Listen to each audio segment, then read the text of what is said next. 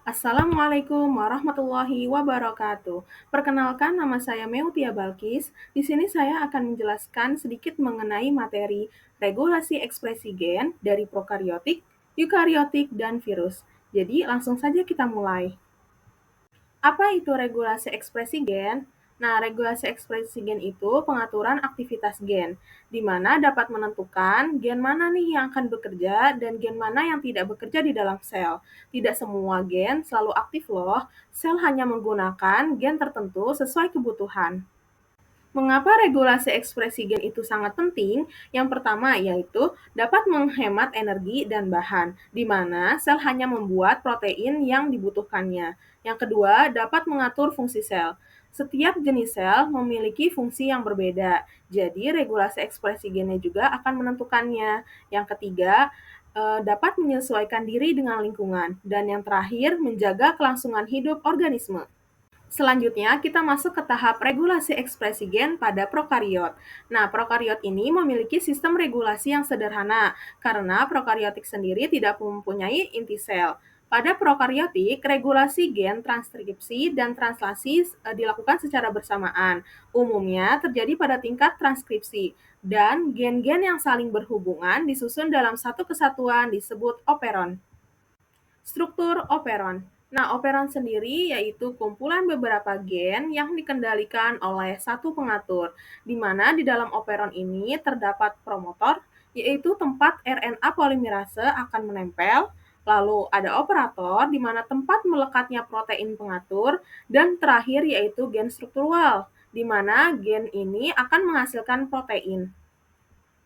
Contoh regulasi ekspresi gen pada prokariotik yaitu operon laktosa, di mana mekanismenya yaitu jika laktosa tidak ada, protein represor akan menempel pada operator sehingga gen tidak akan aktif.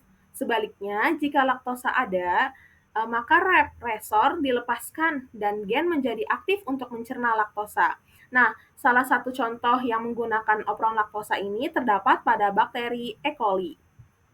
Regulasi ekspresi gen pada eukariotik. Sebelumnya kita sudah membahas nih yang bagian prokariotik, di mana dilakukannya secara cepat dan secara sederhana. Dibandingkan dengan prokariotik, justru pada eukariotik yang biasanya terdapat pada hewan, tumbuhan, dan manusia, memiliki regulasi ekspresi gen yang lebih kompleks karena di dalamnya terdapat inti sel, struktur DNA lebih rumit, dan proses pembentukan protein lebih panjang. Nah, ada 4 tahap dalam regulasi ekspresi gen pada eukariotik. Di antaranya yaitu yang pertama, regulasi pada tingkat struktur kromatin, di mana DNA eukariotik akan terikat pada protein histon membentuk kromatin. Nah, ada dua kondisi, di mana yang pertama, kondisi pertama, kromatin yang padat akan sulit ditranskripsi, sedangkan kromatin yang longgar akan mudah ditranskripsi. Tahap kedua yaitu regulasi pada tingkat transkripsi. Nah, pada tingkat transkripsinya sendiri, eukariotik dikendalikan oleh faktor transkripsi, yaitu protein yang dapat membantu RNA polimerase dapat menempel pada DNA dan selanjutnya akan mengaktifkan ataupun menghambat proses transkripsi. Yang ketiga yaitu regulasi pasca transkripsi. Setelah transkripsi selesai, mRNA yang terbentuk masih harus mengalami pemprosesan. Di antaranya yaitu ada penghilangan intron dan penyambungan ekson atau splicing. Tahap terakhir yaitu regulasi translasi dan pasca translasi, di mana tidak semua mRNA akan langsung diterjemahkan menjadi protein. Selain itu, protein yang sudah terbentuk pun masih dapat diaktifkan, dinonaktifkan, hingga dapat dimodifikasi. Hal ini akan memungkinkan sel eukariotik dapat mengontrol fungsi protein secara lebih spesifik, tergantung pada kebutuhannya. Yang terakhir yaitu materi mengenai regulasi ekspresi gen pada virus. Nah, virus sendiri merupakan makhluk aseluler, yaitu bukan sel yang memiliki materi genetik berupa DNA ataupun RNA. Jadi tidak ada yang memiliki dua-duanya, hanya salah satu di antara duanya. tetapi tidak memiliki struktur sel yang lengkap seperti ribosom, sitoplasma, dan sistem metabolisme. Oleh karena itu, virus tidak mampu melakukan ekspresi gen secara mandiri. Nah, ekspresi gen yang terjadi pada virus sepenuhnya bergantung pada sel inang yang diinfeksikannya. Hal ini menjadi citra utama regulasi ekspresi gen pada virus yang membedakannya pada eukariotik maupun pada prokariotik. Tahapan regulasi ekspresi gen pada virus.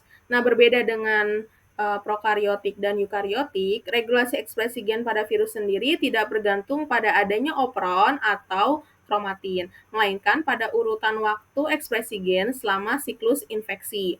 Yang pertama yaitu tahapannya ekspresi gen awal, di mana pada ekspresi gen di awal ini diekspresikan setelah virus dapat menginfeksi sel inang. Fungsi gen awal antara lain yaitu pertama menghentikan aktivitas normal sel inang, yang kedua mengarahkan mesin sel inang untuk bekerja pada virus, lalu yang terakhir akan menghasilkan enzim yang diperlukan untuk dapat mereplikasi materi genetik virus. Yang kedua yaitu replikasi materi genetik virus, di mana setelah gen awal sudah diekspresikan, virus akan mulai menggandakan DNA atau RNA virus. Jadi tergantung jenis virusnya sendiri. Lalu selanjutnya akan mengontrol sintesis komponen yang dibutuhkan untuk pembentukan virus baru. Dan yang terakhir yaitu ekspresi gen akhir, di mana diekspresikan setelah replikasi materi genetik virus selesai. Nah, fungsi gen yang di akhir ini akan menghasilkan protein struktural dari si virus. Yang kedua akan pembentukan kapsid, yaitu selubung protein virus. Dan yang terakhir menyusun partikel virus baru. Regulasi ekspresi gen virus berdasarkan jenis virusnya. Nah, jenis virus ini ada dua, yaitu pertama virus DNA dan yang kedua ada virus RNA. Jadi, masing-masing ini hanya memiliki satu jenis ya. Nggak ada yang mempunyai virus DNA dan RNA. Yang pertama ada virus DNA, umumnya menggunakan enzim transkripsi sel inang. Lalu regulasi gennya berlangsung secara bertahap, seperti yang sebelumnya setelah dijelaskan, yaitu dari awal hingga akhir. Contohnya virus yang menginfeksi pada hewan dan manusia. Lalu ada virus RNA, di mana beberapa membawa enzim sendiri. Lalu ekspresi gennya dapat berlangsung sangat cepat dibandingkan pada virus DNA. Dan yang terakhir, banyak virus RNA langsung menggunakan RNA sebagai cetakan protein. Jadi, berdasarkan materi yang sudah dipaparkan, disimpulkan bahwa pada regulasi ekspresi gen di prokariotik memiliki regulasi yang sederhana dan sangat cepat dibandingkan dengan eukariotik yang lebih kompleks. Pada virus memiliki regulasi ekspresi gen yang berbeda tergantung pada jenisnya, seperti pada jenis RNA dan DNA. Jadi cukup sekian materi dari saya, kurang lebihnya mohon maaf. Wassalamualaikum warahmatullahi wabarakatuh. Terima kasih.